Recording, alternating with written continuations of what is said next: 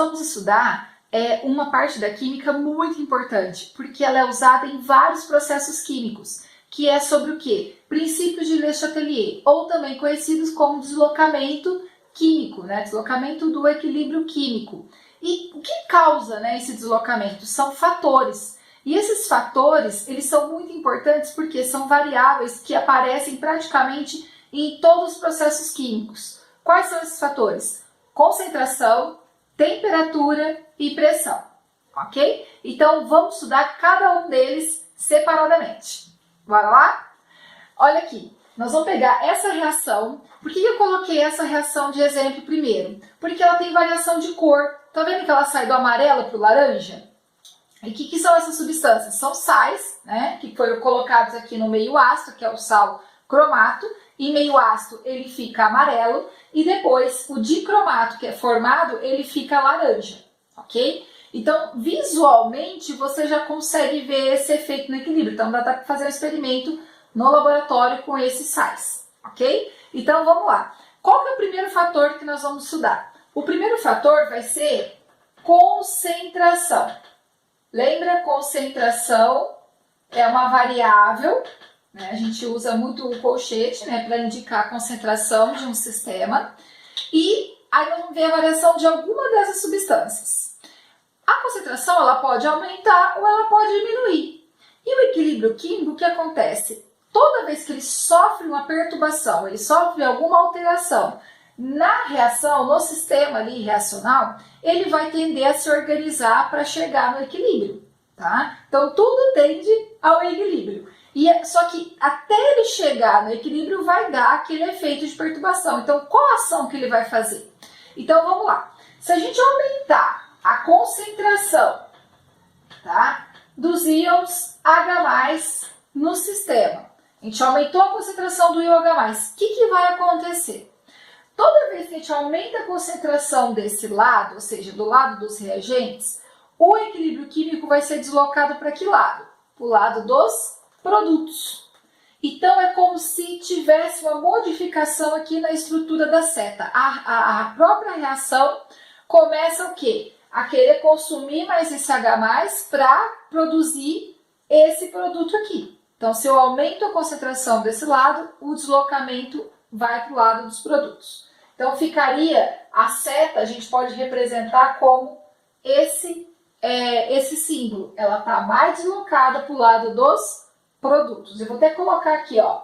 Esse lado representa o R de reagentes e aqui representa os produtos. Então, eu aumentei a concentração de H+. O que aconteceu? O equilíbrio saiu dos reagentes e foi para os produtos, ok? Então, aumentou a produção desse lado. E se eu fizer o inverso? E ao invés de eu aumentar a concentração de H+, eu diminuir a concentração de H+. Então, aqui é quando eu aumento. E se eu diminuir, o que vai acontecer? Na hora que eu diminuo a concentração do íon H+, tá? Vou até fazer de outra cor aqui para ficar mais fácil. Então, agora eu vou diminuir. Então, eu vou pôr a setinha aqui, diminuindo.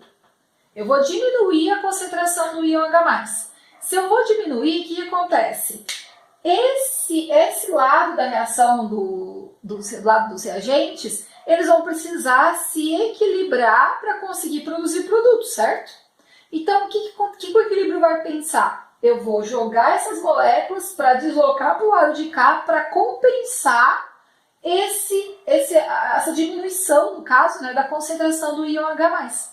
Então, se eu abaixar a concentração do íon H+, o meu equilíbrio ele vai ser deslocado para o lado dos reagentes, ok? Então, fica uma setinha maior para o lado dos reagentes, ok? Você pode usar essa simbologia para ficar mais fácil, mas a maioria dos exercícios vem escrito a reação inteira, ok?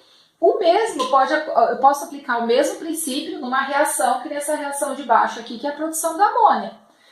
Esse exercício com a amônia, eu vou fazer um outro vídeo, tá? Que depois vocês vejam aqui, que é sobre o processo Haber-Bosch, tá? Que é muito importante, então eu vou fazer um vídeo só dele, tá bom? Mas é o mesmo raciocínio. Se eu aumentar a produção aqui de H2, por exemplo, o equilíbrio vai deslocar para que lado? Para o lado oposto, para o lado dos produtos. Se eu diminuir a concentração dele, eu vou deslocar para o lado dos reagentes. Combinado?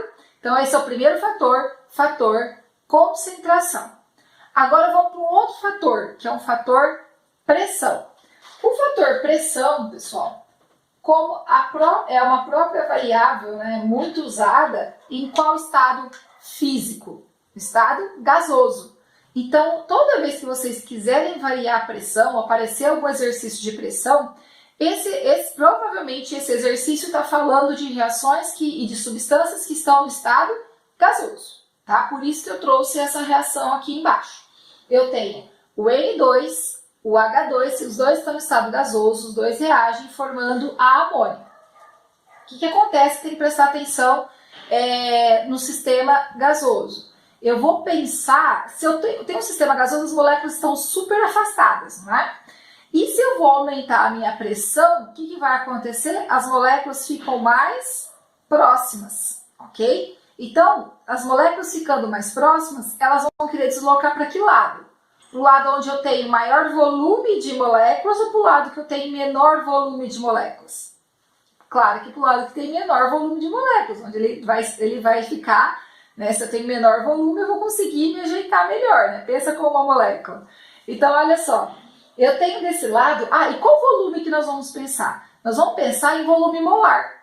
Lembra da parte de cálculo estequiométrico? Se eu tenho 1 mol aqui nessa reação, eu também tenho um volume molar desse gás. Se eu tenho 3 mols nessa reação, eu também tenho 3 volumes molares dessa reação.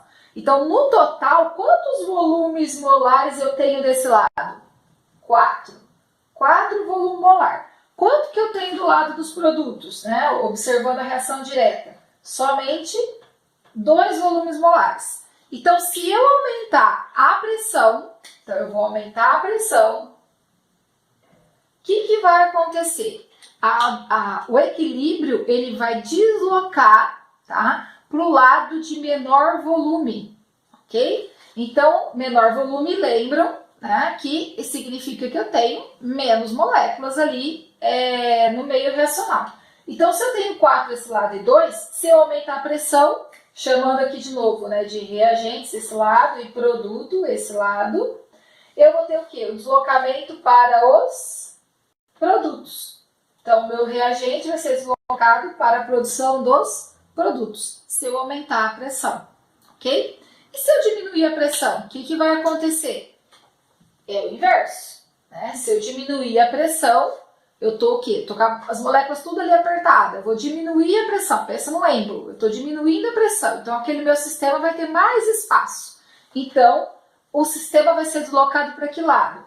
Para o lado dos reagentes agora. Então, o produto vem para cá e essa parte do produto é deslocada para o lado dos reagentes. Ok? Falar sobre o fator temperatura. Que fator que é esse? Como que ele afeta a reação? Quando nós pensarmos em temperatura, a temperatura, ela vai... o que a gente tem que observar da reação, né? A gente tem que observar a entalpia dessa reação.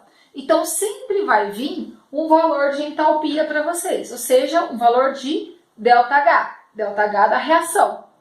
Nesse caso aqui, a gente tem um ΔH negativo. Lembra que o ΔH, ele pode ser, a entalpia pode ser positiva ou negativa. Então, quando o ΔH é menor que 0, certo? Nós tínhamos um sistema que a gente chamava de exotérmico. Então, a gente tem uma reação exotérmica.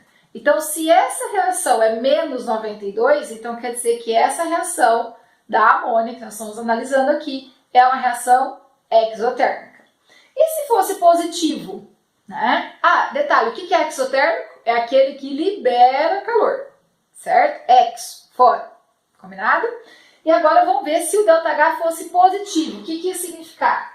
ΔH positivo, nós temos uma reação do tipo endo, né? Então, é quando a gente absorve calor, ok? Então, quando a reação absorve calor para ela acontecer.